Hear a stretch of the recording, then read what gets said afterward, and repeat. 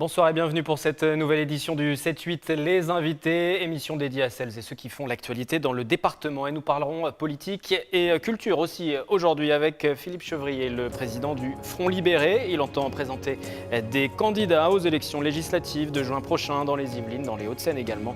L'ex-responsable du parti frontiste dans le département vient de l'annoncer et nous expliquera pourquoi. Et puis, focus aussi sur le Festival des Insensés, un événement culturel pluridisciplinaire qui se déroule à la Maison de l'étudiant de Saint-Quentin jusqu'à la fin de la semaine. Son chef de projet nous en dira plus. Bonsoir Philippe Chevrier, ancien responsable du Front National dans le département et dorénavant président du Front Libéré, le mouvement que vous avez décidé de lancer et qui présentera des candidats aux législatives dans 2 départements, Yvelines et Hauts-de-Seine. Quel est l'objectif? Est-ce que c'est un sentiment de revanche qui vous anime quelque part? Non, pas du tout. Mais j'avais le choix entre rester à la maison ou continuer à faire de la politique. Donc j'ai choisi de continuer à faire de la politique parce que je pense qu'il y a des choses à faire. Et ça ne vous a pas échappé que ce parti s'appelle le Front Libéré. Donc il est libéré de quelque chose. Il est libéré d'un certain autoritarisme et d'un certain fonctionnement de partis politiques, qui ne touche pas que le Front National. Oui, c'est ce que j'allais vous demander, parce que le choix du nom n'est pas anodin. C'est une critique envers le mode de fonctionnement du Front National. Du Front National et des autres partis. Parce que quelqu'un, d'ailleurs, de très bien placé en politique, a parlé récemment de démocratie intermittente. C'est exactement ce qu'on vit dans les partis politiques et ce qu'on vit en France. C'est vrai que quand on élit un président de la République, c'est pour 5 ans, et pendant les 5 ans, il fait quasiment ce qu'il veut. Il faut bien le reconnaître. Et dans les partis politiques, c'est un peu la même chose. C'est-à-dire que vous avez des congrès, vous élisez des présidents de partis, et puis entre les 2 congrès, le président du parti fait un peu ce qu'il veut. C'est ce que j'appelle la démocratie intermittente. Donc c'est ce qu'il faut changer, à mon avis, pour que justement la gestion de la France, plus tard, soit exercée d'une manière plus démocratique. On va revenir sur vos ambitions, sur quelques points du programme aussi du Front Libéré, et puis sur les raisons de votre exclusion pour ceux qui vous découvrent aujourd'hui à l'antenne. Auparavant, je vous propose d'écouter François Simeoni. C'est lui qui vous a succédé à la tête du Front National dans le département des Yvelines. Écoutez. C'est le propre d'un grand parti, finalement, d'avoir des dissidents. Quand on était peu nombreux, on était soudés, et que quand on devient une formation politique importante, il est normal qu'il y ait ce genre de phénomène et des dissidences. Bon, j'avais, moi, signalé le travail qu'avait fait Philippe Chevrier sur le département. Hein. Je pense qu'il a fait un bon travail. Bon, maintenant, aller se présenter contre les candidats du Front National, je pense que c'est contre-productif pour l'intérêt de la nation. Mais bon, ça peut vous faire de l'ombre? Vous craignez que ça vous fasse de l'ombre? Véritablement, je ne pense pas. Je pense que le résultat risque d'être très décevant pour lui. François Simeoni qui sera l'invité du 7-8 politique de cette semaine. François Simeoni qui salue votre travail néanmoins, mais il estime que vous n'allez pas obtenir de bons résultats et que c'est même contre-productif. Oui, écoutez, on verra pour les résultats. Bon, contre-productif pourquoi? Pour qui? Pour le Front National? Je ne sais pas. De toute façon, l'idée n'est pas de se présenter contre le Front National, comme il a l'air de le sous-entendre, mais plutôt de mettre sur le tapis un certain nombre d'idées qui nous paraissent originales et qui ne sont pas reprises par d'autres partis. Et donc c'est une voie qui reste ouverte pour les personnes qui souhaitent adhérer à ce parti et faire en sorte que ces valeurs soient mises en avant et donc exercent le pouvoir d'une certaine manière. Vous dites que ce n'est pas contre le Front National, la création de ce Front Libéré. Néanmoins, vous avez des mots assez durs envers votre ancienne formation politique, puisque vous dites que le Front National est aujourd'hui aux portes du pouvoir, mais par défaut, tout simplement parce que le système actuel, gauche comme droite, s'écroule. C'est pas très dur. En fait, c'est juste un constat. C'est vrai que la gauche et la droite n'existent plus. La gauche est complètement divisée. La droite, malheureusement, engluée dans les affaires. Donc les gens, ils ont le choix entre s'abstenir ou voter Front National. Bon, voilà, c'est à peu près... Et c'est pour ça que ça monte beaucoup en ce moment. Je vais rappeler que vous avez tout de même été écarté du Front National pour avoir participé à un rassemblement organisé par Jean-Marie Le Pen, ce qui avait été défendu par la présidence, justement, par Marine Le Pen, qui souhaitait l'union autour plutôt de sa personne, plutôt que du président d'honneur à l'époque du parti. Vous ne regrettez pas votre choix, d'ailleurs, de ce soutien à Jean-Marie Le Pen? Ah non, pas du tout. Je vais le renouveler d'ailleurs.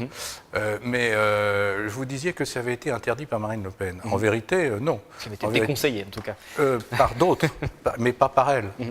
Et précisément, c'est un peu le problème. C'est que d'abord, en tant que secrétaire départemental, je n'avais reçu aucune instruction de ne pas y aller, alors que d'habitude, c'est le cas pour une manifestation X ou Y.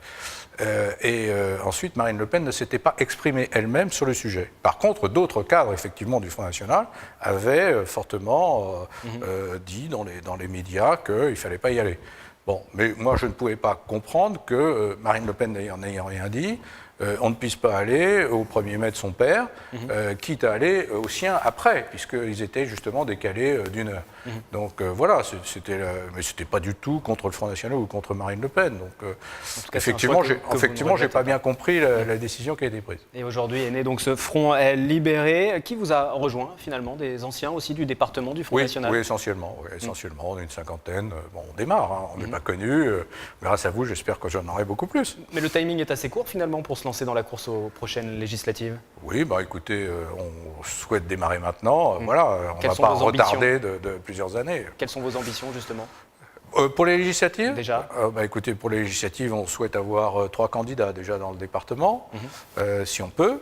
Et ensuite... donc juste sur les Yvelines, sur les Hauts-de-Seine également? Et puis si on peut faire 5%, peut-être sur les Hauts-de-Seine, on va voir. Hein, il faut, voilà. Et si on peut faire 5%, ce serait très bien pour un début. Et ensuite, dans votre ligne de mire aussi, les sénatoriales, c'est ce que vous décidez? Oui, aussi, bien sûr, puisqu'on est maintenant connu par un certain nombre de maires, les uns et les autres, donc oui, pourquoi pas. On va revenir sur quelques points du programme pour poursuivre cet entretien. Vous souhaitez quitter l'euro, par exemple, l'Union européenne. Ça aussi, on le retrouve au Front National. Qu'est-ce qui fait votre différence sur ce point-là? Moi, je ne le retrouve plus au Front National. C'est-à-dire que je pensais que ça y était, effectivement. C'était une des raisons, d'ailleurs, de mon adhésion au Front National. Mais aujourd'hui, j'ai des doutes sérieux. Parce que, franchement, quand vous êtes convaincu de quelque chose d'aussi important, vous n'allez quand même pas demander au peuple de vous confirmer dans cette intention. Parce que sinon, enfin, ça veut dire que vous n'êtes pas convaincu. Alors, si vous n'êtes pas convaincu, alors à ce moment-là, il y a un problème. Vous êtes convaincu de quoi? Où allez-vous emmener la France? Donc, c'est ça le grand référendum sur certains sujets, vous n'y êtes pas favorable. Il y a un grand flou du Front National autour de la question de l'euro. Et juste pour revenir sur cette question des référendums, pour solliciter le peuple, pourquoi pas sur cette question-là, par exemple? Bien sûr, mais enfin sur cette question qui est très clivante, à partir du moment où vous vous présentez avec ce programme-là, et vous êtes élu, donc vous n'allez pas redemander au peuple de confirmer votre élection. C'est du dernier ridicule. J'ajoute que ça ressemble un peu à je me présente pour sortir de l'euro, mais s'il vous plaît, empêchez-moi de le faire, quoi. Donc, votez non, s'il vous plaît. Voilà, ça ressemble un peu à ça, ça ressemble à un coup à la Tsipras. Je ne comprends pas. Et je trouve que c'est assez anxiogène. Donc ça concerne l'euro et l'Europe, la sortie de l'euro en tout cas. Le reste, sur le plan du travail, par exemple, quels sont les points de programme que vous mettez en avant? Je pense à la retraite à 65 ans, 42 annuités, fixer la durée légale du travail à 39 heures, payer 39 aussi. Ça fait partie de vos points de programme? Oui, une certaine rigueur budgétaire. Car je pense que si on sort de l'euro, il faut en même temps avoir une grande rigueur budgétaire. Car sinon, c'est effectivement la planche à billets, c'est effectivement l'inflation, c'est effectivement la dégradation de la monnaie, tout un tas de choses qui risquent au bout du bout d'amener des catastrophes. Donc pour éviter ça, il faut qu'effectivement on sorte de l'euro, mais qu'on ait en tout cas un objectif d'équilibre budgétaire très strict. Et ça, c'est fondamental. Et si on le fait, il n'y a aucune raison que les marchés monétaires agissent contre cette nouvelle monnaie. Il n'y a aucune raison. Au contraire, la France est un grand pays avec une production de 2200 milliards, une épargne de 12 000 milliards. Il n'y a aucune raison que les marchés monétaires se concentrent sur cette monnaie, sur le plan pour la faire baisser. Par contre, ce qui risque d'arriver, c'est que le reste de l'Europe, c'est-à-dire la zone marque, on va dire, qui resterait, elle va sans doute se revaloriser, s'apprécier sur les marchés monétaires. Voilà, voilà, je dirais la théorie d'ensemble d'économie que nous défendons. Et puis il y a un autre point qui est important dans votre programme, c'est celui de l'immigration. Je vais en citer quelques extraits de cette ligne directrice de votre formation, le Front Libéré. Tout immigré en règle devra respecter les us et coutumes du pays d'accueil, exercer un métier, démontrer sa volonté de s'assimiler aussi, la tenue vestimentaire qui respecte les us et coutumes de la France. Le port du voile sera strictement interdit. Premièrement, ce qu'il faut dire, c'est qu'on n'est pas contre l'immigration, par principe. Mais que l'immigration se justifie quand on a besoin de main-d'œuvre, qualifiée ou pas d'ailleurs, peu importe, mais il faut qu'il y ait ce besoin de main-d'œuvre. Si on n'a pas de besoin de main-d'œuvre, et ce n'est pas le cas actuellement, sauf peut-être dans quelques particularités, quelques métiers particuliers, bon. Mais sinon, grossièrement, on n'a pas besoin d'immigration aujourd'hui. C'est pour ça qu'il faut être très strict en matière d'immigration. Par exemple, vous dites aussi en cas de perte de travail de plus de 6 mois ou de condamnation pénale, l'immigré qui est même en règle sera reconduit dans son pays d'origine. Absolument, il faut être strict de ce point de vue-là. Mais un immigré en règle qui n'a plus de travail pendant plus de 6 mois écoutez, doit quitter la France. Qu'est-ce qu'il peut faire? Est-ce qu'il y a une justification de le garder en France? Non. L'immigration se justifie pour une immigration de travail. S'il n'y a pas de travail, on va conduire à la frontière, tout simplement. Merci Philippe Chevrier, donc président du Front Libéré, mouvement qui vient de se lancer dans le département, qui entend présenter des candidats aux législatives. On aura l'occasion bien sûr d'en reparler dans les prochaines semaines. Merci à vous. Le 7-8 invité se poursuit.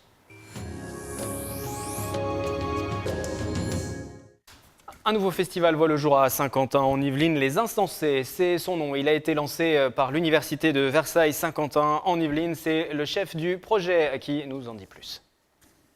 Qu'est-ce que le festival Insensé ?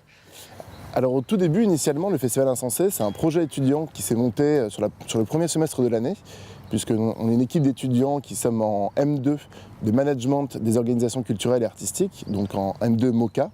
Et dans le cadre de ce M2, on nous a demandé d'imaginer, de penser un projet, et celui qu'on voulait. Et donc nous, on a décidé de monter un projet de territoire, qui était un festival pluridisciplinaire artistique sur Saint-Quentin en Yvelines, et plus particulièrement sur le campus de Saint-Quentin, et avec la Maison de l'étudiant, qui est un nouvel équipement qui vient de se créer au sein de l'université. Ça commence le 24 mars, ça court jusqu'au 26. 3 jours où il va se passer quoi ? Alors ça commence le 24 mars à 20h, de 20h à 23h à peu près. Donc il va y avoir des concerts, des spectacles, il va y avoir des ateliers participatifs, une table ronde sur la culture qu'on espère évidemment avoir beaucoup de personnes qui vont participer. Et un bal populaire le dimanche après-midi qui prend place, puisqu'on imagine toucher quand même plus un public familial le dimanche après-midi, alors que le samedi soir, on a plutôt une formule de soirée électro, plutôt à destination des étudiants de l'université, puisqu'on est aussi en partenariat avec le Bureau des Arts de l'Estaca, donc dans ce grand pôle Paris-Saclay. Et nous, on a voulu aussi aujourd'hui pouvoir créer une dynamique. L'idée, c'est vraiment de créer une dynamique collective avec les associations locales, les associations étudiantes, les partenaires institutionnels, la communauté d'agglomération, les communes autour, pour vraiment créer un réseau culturel avec toutes ces associations dans l'idée de monter un projet et de le pérenniser, puisqu'on espère que Insensé première édition verra une seconde édition si la première se déroule bien. Vous avez fait mention à plusieurs reprises d'autres associations que Oui, bien MOCA. Un petit mot, le nom de quelques-unes d'entre elles ? Bien sûr, alors, notre partenaire principal, c'est donc l'association Animasos, qui est une sorte de collectif d'associations qui réunit elle-même beaucoup d'associations, parmi lesquelles B3.1, donc anciennement Black Blamber, le Théâtre du Sable, avec Étienne Guichard, qui est un de nos partenaires sur l'événement, Skydance, l'association de danse, de chant, les Falbala et Abracadavoie de Guyancourt. Et ensuite, en partenaire autre, on a aussi évidemment les partenaires institutionnels de l'université. Nous sommes soutenus par le Crous, par le Fonds de soutien des initiatives étudiantes, par iShare aussi, qui est une grosse étude sur la santé des étudiants, qui est sur l'UVSQ et sur Bordeaux. Et on a encore d'autres partenaires que vous pourrez découvrir au sein du festival. Vous parliez de bal, vous parliez de spectacle, peut-être la présentation d'un ou deux événements, même si c'est compliqué de choisir sur tout ce qui va se passer pendant 3 jours.